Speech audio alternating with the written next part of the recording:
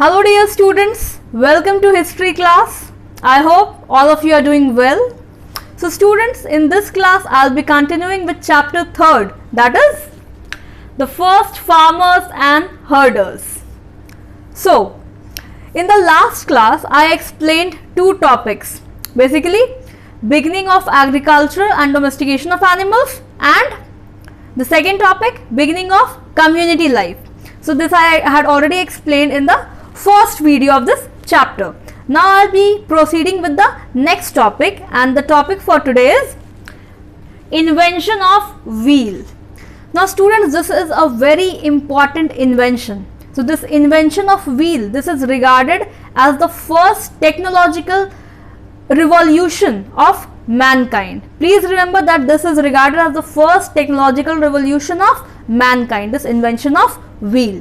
Now the question is, or you must be thinking, that how did the early man invent wheel? From where they got this idea to invent wheel? See what happened. The early man, they saw stones rolling down from the mountain slopes, and also the big logs of wood they rolled down when physical force was applied. See, if you apply physical force to anything, from the, suppose it is on the top of the mountain, you are standing on the top of a mountain and you have applied some pressure, some physical force, then definitely that thing will roll down. So this they observed, as you can see in the picture also, that this early man is standing here and this wood, wood log, big wood log, it is coming down, it is sloping down, it is rolling down. So with this they got an idea to invent wheel. This was a very important invention, and with the invention of wheel, traveling and transportation became very easy, and this increased the mobility of humans and also helped them to carry heavy loads on wheeled carts. So this is regarded as a very important invention that was done by the early man. So I hope that this topic is clear. So I hope that invention of wheel is clear to everybody, that how wheel got invented. See, human beings are very creative, so they can do anything. They are very innovative and creative. So they invented wheel. Now students, let's move to the next topic, and the next topic is pottery. So this is the next topic that I am going to explain you. Pottery, the first step towards craftsmanship. Now I'll explain you that how pottery was made, or why it was made, what was the need to make pottery. See students, earlier human beings, or the early man, they were food gatherers, but in the Neolithic age they became food producers. And if they are food producers, then they will definitely grow food, they will grow crops, and after growing, where they will keep, where they will store. So they needed something to store food. So in order to store food, the early man made solid and strong clay pottery by baking them on fire. So that's why pottery was invented, pottery was made in order to store food. Also students, man also learnt to use potter's wheel. As you can see, this is potter's wheel, and man used to make different shapes and sizes of pots. See, this is a wheel which is kept down, which is kept here. This wheel is rolled, and on the top of the wheel mud is kept, mud or clay is kept, and this wheel is rolled, and after that different shapes and sizes are given to the pot. So this way early man also learned the use of potter's wheel, that how to use potter's wheel. So this way early man was gradually becoming an artist and a craftsman. So this way early man became an artist and a craftsman. So I hope that till here it is clear to everybody. Now students, let's come to the next topic, that is religious beliefs of Neolithic man. Now we will see the religious beliefs of Neolithic man.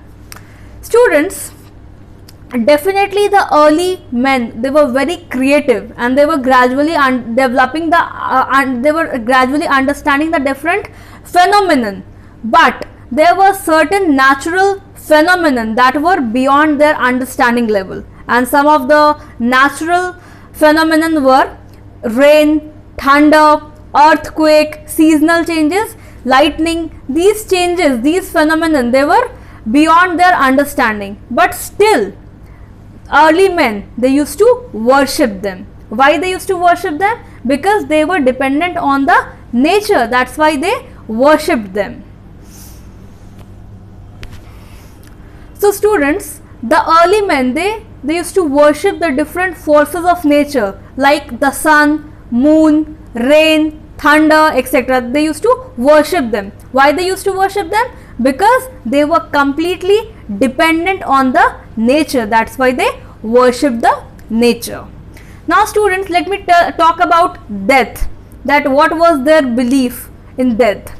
So students, the Neolithic man, they believed a life after death. They believed that there is a life, there is another life after death, and therefore they buried the dead, that they buried the dead bodies along with the daily necessities of life. When they used to bury the dead bodies, they used to bury several necessities of life. For example, they used to bury food, weapons, potteries, etc. along with the dead. So this shows that the Neolithic man, they were taking the first step towards spiritual life. So this was about the spiritual life of the Neolithic man. So I hope that till here it is understood by everybody. So now students, let's come to the next topic, and our next topic is Mesopotamia.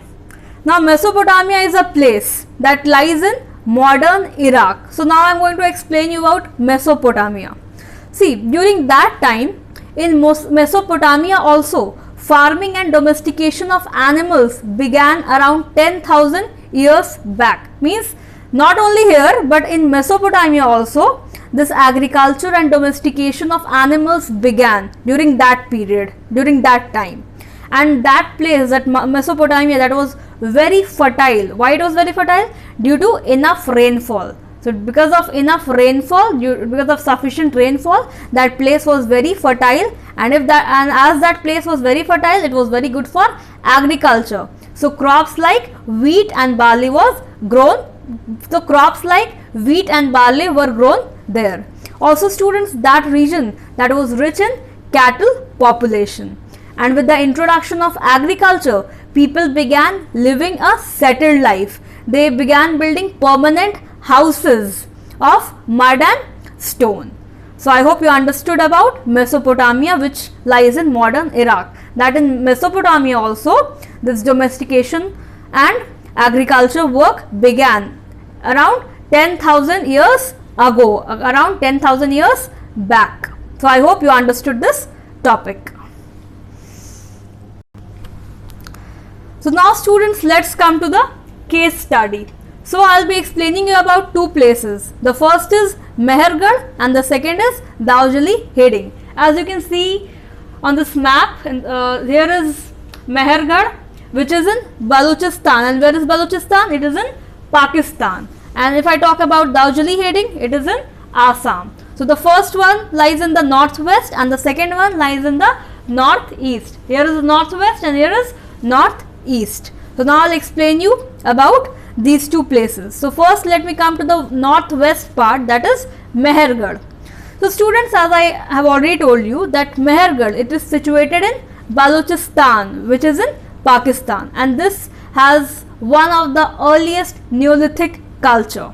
This place Mehergarh, it has one of the earliest Neolithic culture, and you know this site was discovered by Jean-Francois Jarrig and his team. So please remember his name, that this site was discovered by whom? So this site was discovered by Jean-Francois Jarrig. Please cut that. So this site was discovered by Jean-Francois Jarrig and his team. So he discovered this area, that is Mehergarh. So students, this site, this Mehergarh, this consists of human settlements. Like square and rectangular houses were found. Burial sites have been found indicating life after death. What is life after death? Life after death means when the dead bodies are buried, they are buried with the when the dead bodies are buried, they are buried along with the items of necessities. For example, food items are there, then ornaments, weapons, potteries, these are buried along with the dead. So they indicate, so the burial sites, they have been found which indicated in life after death. Also students, the remains of grains such as wheat and barley have been found there, and tools of animals' bones, ornaments of various kinds also have been found in Mehergarh. So I hope that about Mehergarh it is clear to everybody. Now students, let's come to the northeastern part, the northeast, that is Daujali Heding, which is in Assam, as you can see in the on the map. So Daujali Heding, Neolithic sites were discovered by H.D. Sankalia and his team in 1960s. So this site was discovered by H.D. Sankalia and his team in 1960s. So students, here several useful goods such as stone tools, bone tools, kitchen items have been found along with other household items, and these material remains suggest that the Neolithic people were farmers and herders who lived a settled life in villages. So I hope the case study of these two places are clear to everybody. That means I explained about Mehergarh and I explained about Daujali Heding. First is in Balochistan, which is in Pakistan, and second is in Assam. So first is in northwest and second is in northeast. So I hope that both these places, both these sites of Neolithic period are clear to everybody. Now students, we will move to the last topic. I will explain you about Kautilya.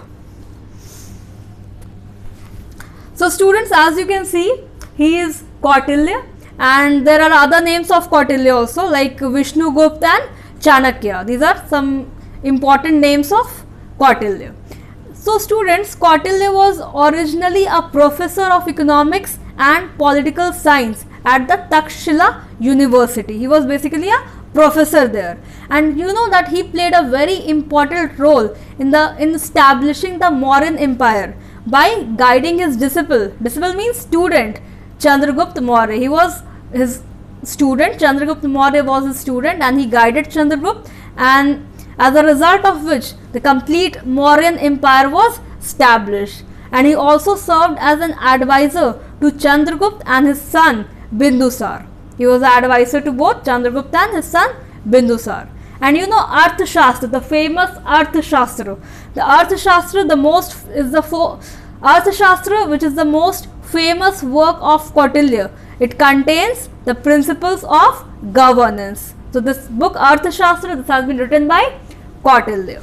So I hope that this topic is clear to everybody. And not only this topic, all the topics are clear to everybody. I explained you about the several advancements in the Neolithic age, that what were the advancements, what were the improvements that were brought in the Neolithic period, how the life of man, how the life of early man changed in the Neolithic period because of certain advancements, like beginning of agriculture, domestication of animals, beginning of community life, then about important inventions like invention of